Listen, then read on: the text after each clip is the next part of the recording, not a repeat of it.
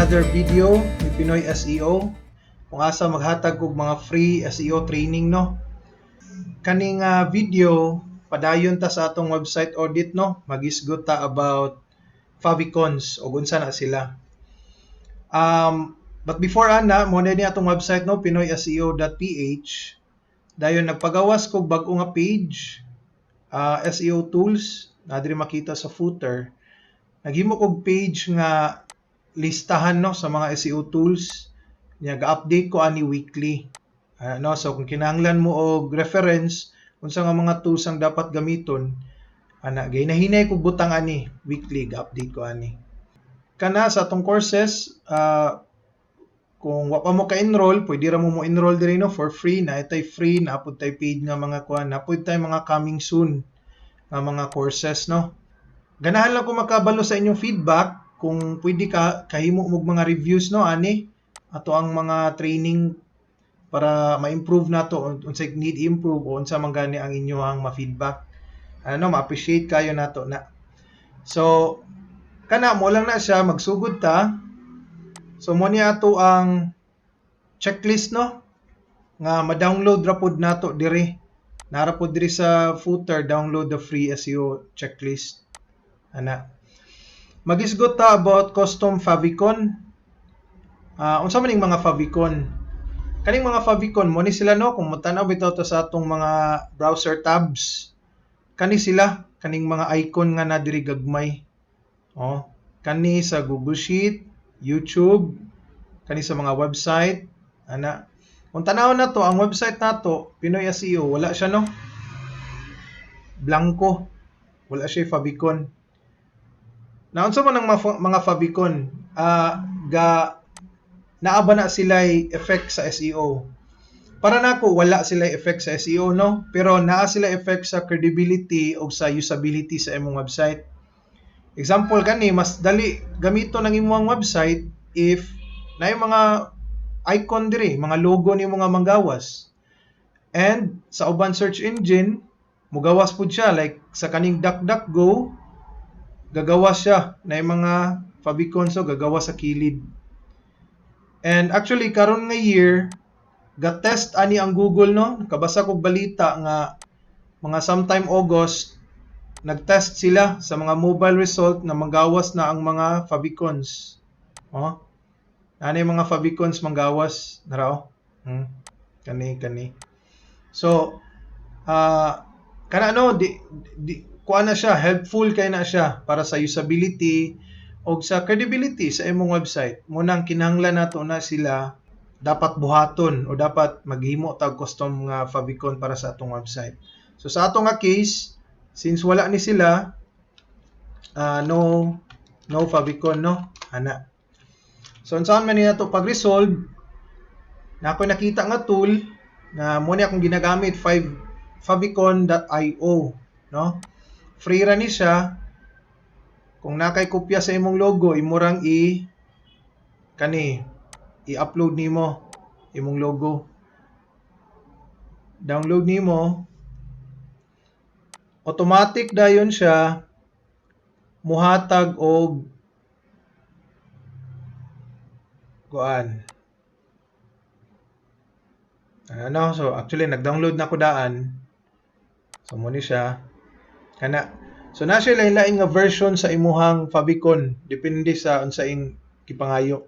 Mostly kanang mga sa website gyud browser tabs, ang favicon kay 16x16 na siya no. So kani mo ni siya ginagamit kayo ana.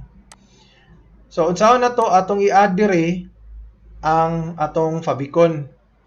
Ato lang ta sa customize. Sa ako nga case, depende siya sa theme no. Pero sa ako nga case gagamit ko Elementor og Astra. Mahilabtan ang favicon diri sa customize nga part. Okay, atong i-upload ang favicon.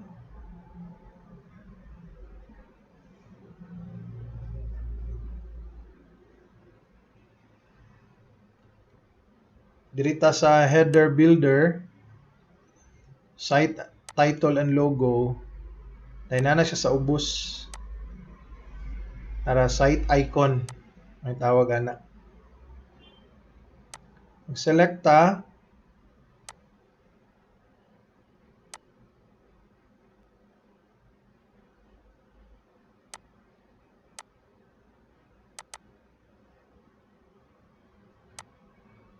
try nato ning 32 by 32.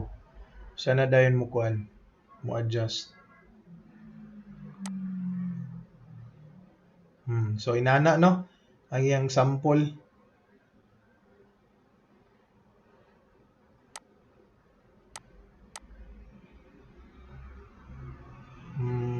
Skip lang ta.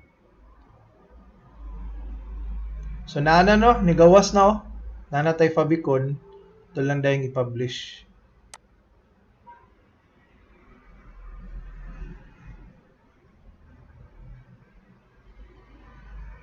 Okay, tanaw na to ning other page. Oh, nana. So naa na yung mga Fabicon no, pero actually nindot kung PNG ang atong ibutang. PNG para change image data.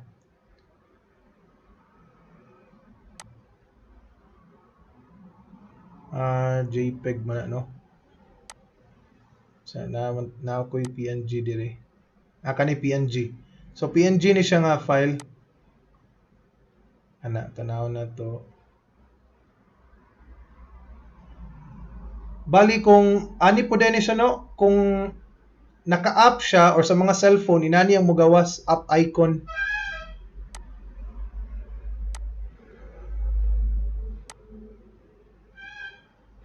Dili na siya makuan. Daraw. Nawala ang background, so ang logo lang yun. PNG siya, murag pareha na ni ba nga walay white background. Itong gigamit. Publish lang ta.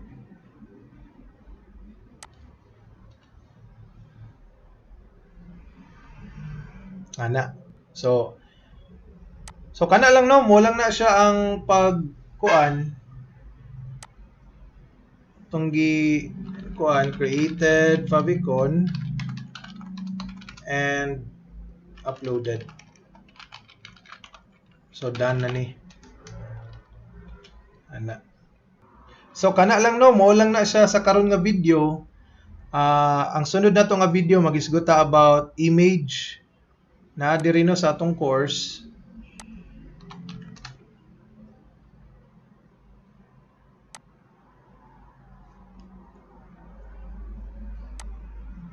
Magisguta about image file names, unsay dapat mga image file names, unsa nang alt tags, unsay mga recommended nga sizes.